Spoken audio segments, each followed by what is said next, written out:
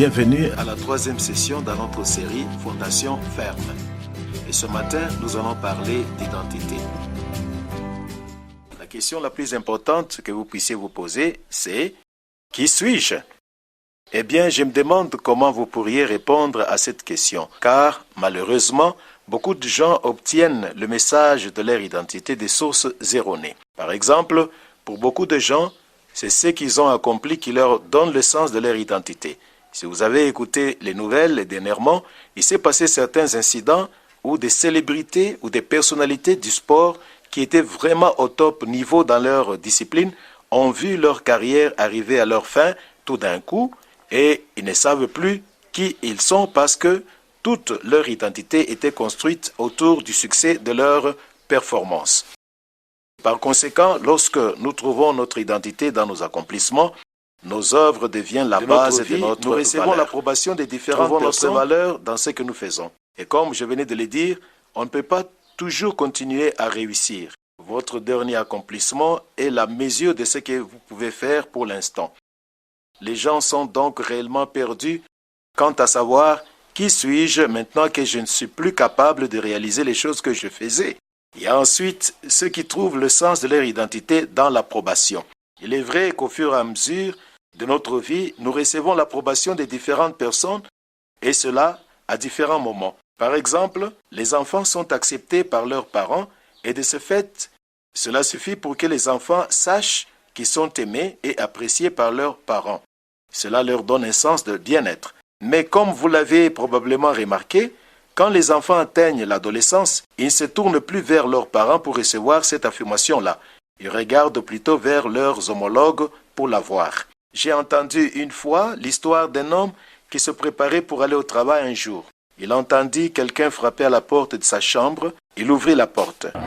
C'était son adolescent qui attendait et qui lui dit « Papa, j'ai besoin d'emprunter tes vêtements aujourd'hui. » Il dit « Eh bien, pourquoi veux-tu avoir mes vêtements ?» Il lui répondit « Eh bien, c'est la journée des intellos coincés à l'école aujourd'hui. » Cela résume donc le tout, n'est-ce pas? C'est comme ça que nous sommes vus à ce stade de la vie. Mais après, lorsque les adolescents deviennent adultes, nous trouvons quelque part où nous avons notre place. Cela pourrait être l'église, ça pourrait être un club de sport, ça pourrait être aussi avec notre groupe d'amis, mais c'est quelque part où nous sommes reçus, acceptés et approuvés. Mais c'est une chose dangereuse de chercher l'approbation des autres afin d'avoir un sens des valeurs personnelles. Parce que si quelqu'un sait que vous avez besoin de quelque chose, ils ont le pouvoir de vous contrôler, si telle en est leur intention. N'est-ce pas vrai? Et cela pourrait donc devenir en quelque sorte un moyen très efficace pour manipuler les autres. L'une des habitudes de dépendance, c'est l'addiction à l'approbation, où les gens ont un besoin profond de l'approbation des autres. J'ai posté quelque chose sur ma page de Facebook où je disais ceci, « Je n'ai pas besoin de votre approbation. Cliquez « J'aime » si vous êtes d'accord. » Vous pourriez le comprendre un jour, mais de toute façon, cela importe peu. Il est certain que certaines personnes trouvent leur sens de valeur personnelle dans le fait qu'ils sont acceptés ou approuvés par les autres et ainsi de suite. Mais ils courent le danger d'avoir toujours besoin que cette personne continue de les approuver. Mais ensuite, il y a ceux qui trouvent leur identité dans leur apparence. Et c'est énorme aujourd'hui, spécialement à l'Occident. Nous avons les vêtements. L'industrie de la mode est devenue une industrie multimilliardaire aujourd'hui du fait que les gens se soucient réellement de leur apparence parce que c'est là que se trouve leur identité. Je me rappelle une fois que je devais parler dans une conférence à Canberra et comme on était sur le point d'atterrir à l'aéroport de Canberra, je me souviens, tout d'un coup, je ne connais personne à cette conférence. Quelqu'un va m'attendre. Mais comment pourrait-il savoir qui je suis? Il y a à peu près 200 personnes qui descendent de l'avion. Comment vont-ils savoir qui est Ken Legg? Je me suis dit que cela allait être un moment intéressant. Alors que j'attendais au carrousel où l'on retire les bagages, un homme est venu tout droit vers moi et m'a dit « Ken Legg ?» J'ai répondu « Oui ». Mais comment m'avez-vous reconnu? Il brandit alors une brochure de la conférence où il y avait ma photo. Ce que je vais montrer par ce point, c'est qu'il m'a identifié par mon apparence. Maintenant, si nous pouvons nous identifier l'un l'autre par notre apparence, que se passera-t-il si nous améliorons notre apparence? Est-ce que cela pourrait nous donner une meilleure perspective de notre identité? Les gens pensent certainement comme cela aujourd'hui. Il y a même des livres écrits sur des sujets tels que s'habiller pour impressionner ou, pour ceux qui sont dans les affaires, s'habiller pour réussir. C'est une certaine façon de vous habiller qui vous fait apparaître comme étant à la pointe dans les affaires. Je suis en train d'écrire un livre pour les pasteurs en ce moment avec comme titre « Habillés pour bénir ». Ayant comme sous-titre « Par leur costume, vous les reconnaîtrez ». Mais de la même façon, si notre identité se trouve dans notre apparence, nous avons un problème car, comme vous l'avez probablement remarqué, votre apparence change. Nous ne ressemblons plus à la personne que nous étions quand nous étions plus jeunes. Et c'est cela la triste réalité de la vie. La couleur des cheveux change et pour certains, les cheveux disparaissent. En fait, on a découvert que les cheveux ne tombent pas, mais croissent vers l'intérieur et finissent par sortir par le nez et les oreilles. Vous avez probablement remarqué cela. J'ai lu quelque chose l'autre jour où il est dit que si vous êtes chauve sur le devant, c'est parce que vous êtes un penseur. Et si vous êtes chauve plutôt sur l'arrière, c'est parce que vous êtes intelligent. Et si vous êtes complètement chauve, c'est tout juste que vous pensez être intelligent. Je ne sais pas si c'est vrai ou pas, mais restons-en là. Mais sérieusement, si notre identité est dans ces choses, nous aurons des difficultés parce que ces choses peuvent changer. Et il n'y a rien que nous puissions faire pour le changer. On n'a aucun pouvoir sur ces choses. Un autre groupe de gens, malheureusement, trouvent leur identité dans leur comportement. Pourquoi je dis malheureusement? C'est parce que de nos jours, il y a ce que j'appelle une pléthore d'étiquettes psychologiques où l'identité d'une personne, ou plutôt, oui, son identité est définie par la description qui est faite sur la base de son comportement. Si vous voyez ce que je veux dire. Alors, ce que je veux dire, par exemple, c'est que nous ne disons pas de quelqu'un qui a un problème avec l'alcool, qu'il a un problème avec l'alcool. Qu'est-ce que nous disons? C'est un alcoolique. Vous voyez que c'est une étiquette que nous lui donnons. Ils continuent leur vie en se disant « je suis alcoolique, je suis alcoolique ». Et ils portent cela comme un badge et construisent leur vie autour de cela. C'est ce que je suis. Il n'y a aucun espoir de changer cela. Vous pouvez le gérer. Vous pouvez essayer toutes ces choses afin de modifier cette condition, mais il n'y a aucun espoir pour changer. Et par conséquent, ces étiquettes psychologiques ne font pas que de décrire le comportement, mais elles définissent même la personne. Une jeune femme ne va pas dire « j'ai un trouble de l'alimentation ». Mais que dit-elle? « Je suis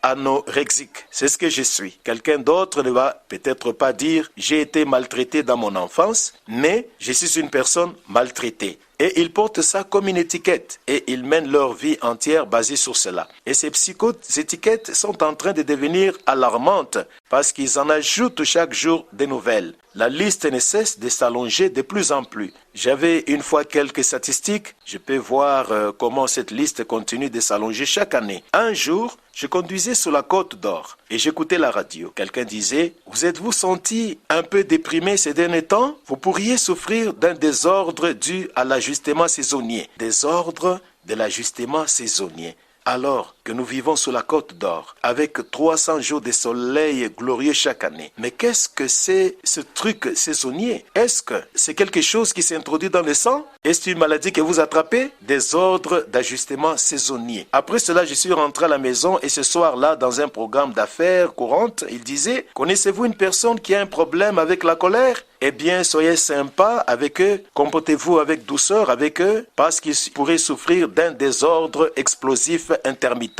Je pensais, c'est quoi ça? Est-ce un jeu? J'ai donc essayé de chercher, j'ai jeté un regard sur cette liste d'étiquettes psychologiques pour voir s'il y avait quelque chose qui m'aiderait, et j'en ai trouvé une qui me décrivait parfaitement. Cela s'appelle les désordres des régressions infantiles. C'est pour ça que je me comporte comme je le fais. Mais voyez-vous, ce que je suis en train de vous montrer, cela peut être quelque chose derrière laquelle vous pouvez vous cacher sans pour autant n'avoir aucun espoir de changer. Alors, qu'est-ce qui vous définit? D'où obtenez-vous le sens de votre identité? Maintenant, en tant que chrétien, nous, laissez-moi vous le dire une fois encore, comme chrétiens, nous ne recevons pas notre identité de nos accomplissements, de notre comportement, ou notre apparence, ni de l'approbation ou la désapprobation des autres. Notre identité est basée sur celui avec lequel nous sommes identifiés. Bon, nous allons étudier cela ce matin parce que c'est un point très important et c'est aussi une vérité très importante sur laquelle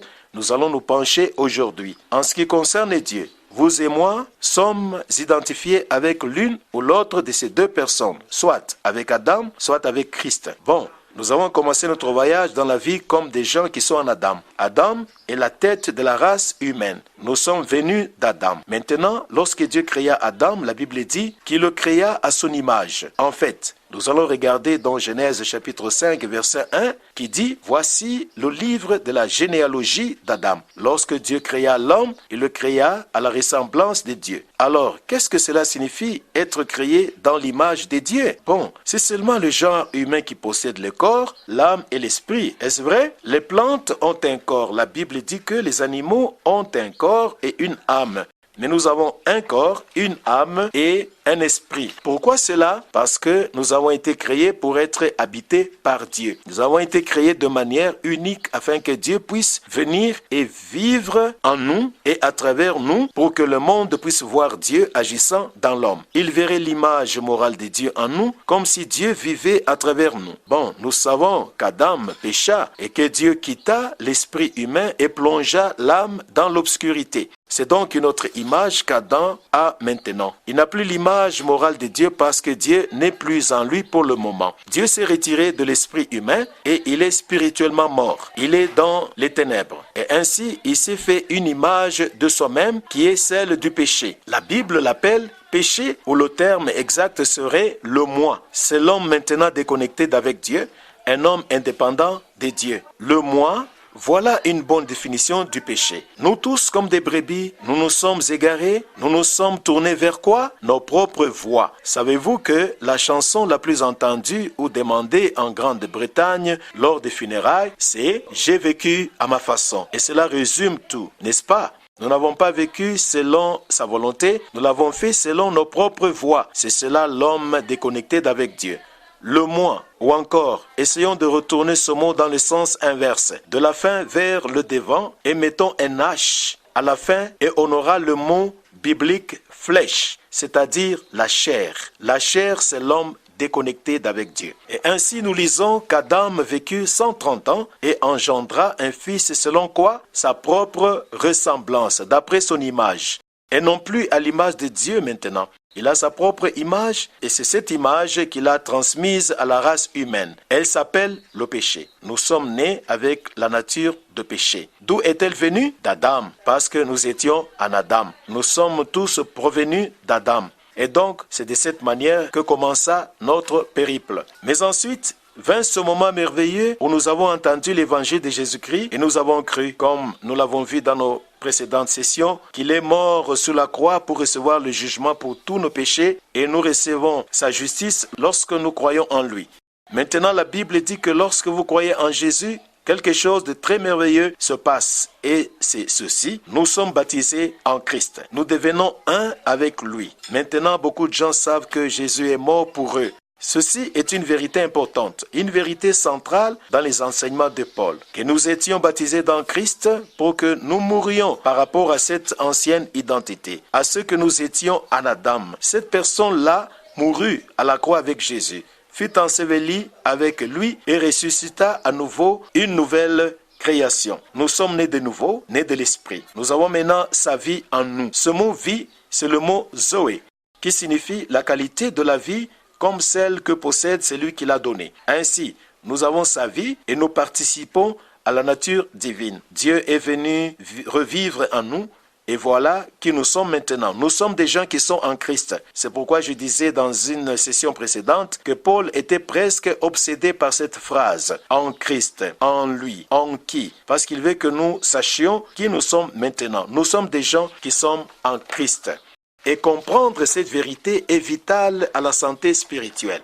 Pourquoi? Parce que ce n'est pas ce que nous faisons qui détermine qui nous sommes, mais de savoir qui nous sommes déterminera ce que nous ferons. Donc, toute chose découle de l'identité. J'ai lu quelque chose à propos d'un homme appelé William, mais ils ne connaissent pas vraiment son nom. Ils l'ont trouvé sur une plage à Honolulu. Il était couché la face dans le sable, il était évanoui et quand il revint à lui-même, il souffrait d'amnésie. Il ne savait plus qui il était. Il ne savait plus s'il était marié et par conséquent, il ne pouvait pas être un mari. Il ne savait pas s'il avait des enfants et donc ne pouvait pas être un père non plus. Il ne savait pas où il travaillait et ne pouvait donc pas y aller pour travailler. Il ne savait pas où il habitait et par conséquent ne pouvait pas y vivre. Et le fait est que si vous ne connaissez pas qui vous êtes, vous ne pouvez pas être cette personne-là. C'est donc la raison pour laquelle l'identité est si vitale pour notre santé spirituelle. Si nous savons qui nous sommes, nous pouvons être cette personne, nous pouvons vivre cette vie. J'ai entendu une histoire et certains d'entre nous m'ont déjà entendu raconter cette histoire. Un clochard qui marchait le long d'une route, déprimé et ayant l'idée de se suicider, s'assit dans le caniveau juste en face du studio d'un artiste. L'artiste le remarqua et commença à ébaucher cet homme et quand il en arriva au trait de son visage, au lieu de dessiner un homme désespéré et abattu, il le dessina comme étant un homme qui avait le sens de sa destinée et qui avait un but, de l'espoir dans la vie, un visage radieux. Et il appela ensuite le clochard et lui dit « Regardez ceci, c'est un dessin de vous. » Et l'homme y regarda pendant un bon moment, et plus il y regardait, plus son visage commençait à s'éclaircir de plus en plus jusqu'à ce que, à la fin, il s'épanouit et dit « Moi, est-ce que c'est moi ?» Il dit « Je vais partir et devenir cet homme-là. » Bon, c'est de cette manière que Paul écrit ses épîtres. C'est cela qui amène au changement. C'est ça la voie du Nouveau Testament pour parvenir au changement. Cela s'appelle la transformation. Le monde essaie de changer par la modification du comportement, essaie de changer les apparences extérieures, de nettoyer la partie externe de la vie, de réarranger les meubles. N'est-ce pas vrai? Mais Dieu prend la vérité, la réalité concernant votre identité et il l'écrit sur notre cœur et éventuellement nos vies s'alignent en harmonie avec ce qui est dans nos cœurs. Nos vies commencent à manifester la vérité que nous contemplons. Votre cerveau dirigera votre vie dans la direction de l'image que vous avez de vous-même. Et il y a donc une façon vraiment unique dont Paul se sert pour écrire ses épîtres. Il passe les quelques premiers chapitres à parler de qui il passe les quelques premiers chapitres à parler de qui nous sommes. Ce qui vous est arrivé depuis que vous êtes devenus chrétiens. Nous aimons entrer dans l'exhortation, montrer ce que nous devons faire ceci, faire cela. Et nous entrons en action, les œuvres et les œuvres. Et alors, les gens essaient de faire cela sans même comprendre qui ils sont. Mais Paul le fait d'une autre façon. Il dit, non, voici qui vous êtes, maintenant devenez qui vous êtes. Laissez cette vie qui est en vous couler vers l'extérieur dans une vie pratique et ainsi de suite. Bon, le problème est que beaucoup de chrétiens ont du mal avec cette réalité d'avoir une nouvelle identité, mais d'avoir conservé leur ancienne mentalité, d'avoir gardé leur ancienne façon de penser. Je pense à un exemple classique. Il s'agit des enfants d'Israël. Quand ils étaient en Égypte, pendant toutes ces années, des centaines d'années, ils étaient esclaves. C'était ça leur identité. Et telle était leur manière de penser. Et après plus de 400 ans, ils furent libérés. Ils furent amenés hors d'Égypte. Ils étaient libres, mais le problème était qu'ils raisonnaient encore de la même manière. Lorsqu'ils rencontraient un problème, quelle était leur réaction? Ils dirent « Retournons en Égypte. Nous n'avons jamais eu à faire face au problème par nous-mêmes. Ce sont nos maîtres qui s'en occupaient. On exécutait seulement les ordres qui nous étaient donnés. On faisait des briques, on faisait toutes les corvées, mais on ne résolvait pas des problèmes. Nous ne pouvons pas nous occuper des problèmes. Rentrons en Égypte. Trop difficile. Nouvelle identité, ancienne mentalité. Et c'est pourquoi notre rôle dans la vie chrétienne, c'est de changer notre raisonnement. La Bible dit, soyez transformés. Par quoi? Le renouvellement de votre intelligence. Changez votre façon de penser que vous avez de vous-même. Faites en sorte que votre raisonnement soit conforme avec ce qui est vrai à votre sujet maintenant que vous êtes une nouvelle création. Je me souviens une fois qu'un pasteur m'avait demandé si on pouvait prier ensemble. Nous nous sommes donc retrouvés chaque semaine pour prier. Et tous les deux, nous prions dans mon bureau Et une semaine, je ne l'oublierai jamais, il a dit, Dieu, nous sommes tout juste 2 vermisseaux dans ce bureau. J'ai pensé, parle pour toi. Moi, je ne suis pas un vermisseau. D'où vient cette théologie des vermisseaux? Il y a un verset isolé dans Ésaïe qui dit « Mais tu n'es qu'un ver, ô Jacob ». Et les gens érigent toute une théologie des vermisseaux à partir de cela. Voilà qui nous sommes des vers. Bon, si vous êtes des vers, qu'allez-vous faire? Vous allez ramper dans la poussière, car c'est ce que font les vers, n'est-ce pas? Lorsque Paul écrivit aux Corinthiens qui avaient quelques problèmes, il n'écrivit pas aux vermisseaux à Corinthe, vous, vers des terres. Il écrivit aux saints à Corinthe. Vous savez, Paul n'a jamais appelé un chrétien pécheur. N'est-ce pas étonnant? Pas une seule fois, parce que ce n'est pas notre statut. Nous sommes des saints qui pêchent parfois, mais qui restent saints même si nous péchons. Pourquoi? Parce que ce n'est pas ce que tu fais qui détermine ce que tu es, mais de savoir qui tu es détermine ce que tu feras. Si tu dis aux gens qui sont pécheurs, semaine après semaine, qu'est-ce qu'ils vont faire? Ils vont pécher. C'est ce que les pécheurs font. Si vous leur dites qu'ils sont justes, que feront-ils? Ils mèneront une vie de justice. C'est ce que font les gens justes. C'est donc ça la voie du Nouveau Testament pour parvenir au changement ou à la transformation. Bon, dans la lettre de Paul aux Romains, il donne 4 vérités importantes. Si je pouvais utiliser cette terminologie concernant la transition que nous faisons de la mentalité de l'ancienne identité liée à l'Ancien Testament vers la mentalité de la nouvelle identité, comment pouvons-nous être transformés par le renouvellement de notre intelligence? En premier lieu, il dit ceci dans Romains chapitre 6, versets 3 et 4. Il y a 4 mots clés que nous allons étudier. Le premier, c'est le mot connaître. Commençons toujours par connaître la vérité. Jésus a dit, vous connaîtrez la vérité et la vérité vous affranchira. Nous devons donc ainsi toujours commencer avec la vérité. Chaque fois que quelqu'un rencontre des difficultés dans sa vie et vient nous voir, pour recevoir des conseils, la première chose que je me demande est de savoir à quel mensonge la personne est-elle en train de croire. Si vous pouvez découvrir le mensonge et le remplacer par la vérité, vous libérez la personne. Satan a le pouvoir de contrôler votre vie par un seul mensonge dans ce domaine, si vous y croyez. Mais une fois que vous connaissez la vérité, il n'a plus de pouvoir sur vous dans ce domaine-là. Paul dit donc ceci, il y a une chose que je voudrais que vous sachiez, c'est cette vérité. Ne savez-vous pas que tous ceux qui ont été baptisés en Christ ont été baptisés dans sa mort? Nous avons donc été ensevelis avec lui par le baptême dans la mort, afin que, de la même manière que Christ ressuscita des morts à la gloire du Père, nous puissions aussi marcher dans une nouveauté de vie. Bon, il est en train de dire, savez-vous ce qui vous est arrivé? Comprenez-vous ce qui s'est passé? Vous n'êtes plus les gens qui étaient en Adam, car cette personne-là est réellement morte et a été ensevelie. Cette personne-là est finie. Leur participation dans cette vie est terminée. Vous avez été ressuscité comme une nouvelle création. Votre identité est maintenant en Christ. Il est maintenant votre vie. Comprenez-vous cela maintenant? Savez-vous ce qui s'est passé? Personnellement, je viens d'un mouvement charismatique et souvent, la manière dont nous conduisions nos services, c'est ce que nous faisions, nous tous, tout au moins, c'était de prêcher la parole de Dieu et ensuite de lancer un appel pour que les gens viennent à Christ. Bon, vous dites, pourquoi vous faites un appel? Les gens s'approchaient de l'autel et cela donne l'impression qu'il leur manquait quelque chose dans la vie et c'est pourquoi nous prions pour eux pour qu'ils aient la puissance leur permettant de vivre la vie chrétienne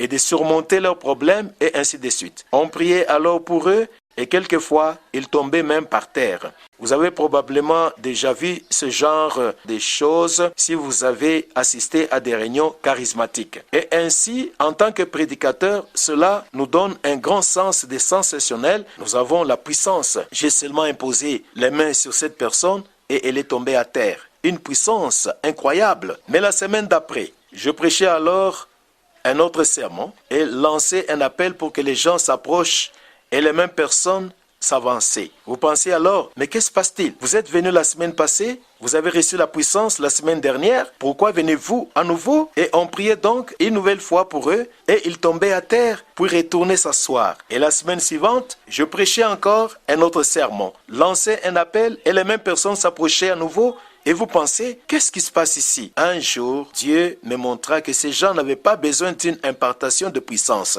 Ils avaient déjà toute la puissance dont ils avaient besoin. La Bible dit, la même puissance qui ressuscita Jésus des morts se trouve en vous. Eh bien, de quelle autre grande puissance avez-vous besoin? En plus de cela, vous avez déjà tout, la même puissance. La puissance qui vainquit le péché, le diable, la mort, l'enfer, le monde et toutes choses. C'est cette puissance qui vit en vous. Vous n'avez pas besoin de plus de puissance. Vous avez besoin de rencontrer la vérité. Une rencontre avec la vérité. Vous connaîtrez la vérité et la vérité vous affranchira. Nous n'avons donc besoin de rien de plus. Et ce qui nous est arrivé à nous, ainsi que le changement qui s'est déjà déroulé dans nos vies. Et donc, tout commence par connaître la vérité. Ensuite, la deuxième chose que Paul partage avec nous, c'est bien sûr que nous devons croire la vérité. Il dit, maintenant si nous sommes morts avec Christ, nous croyons et nous devons croire ceci, que nous vivrons aussi avec lui.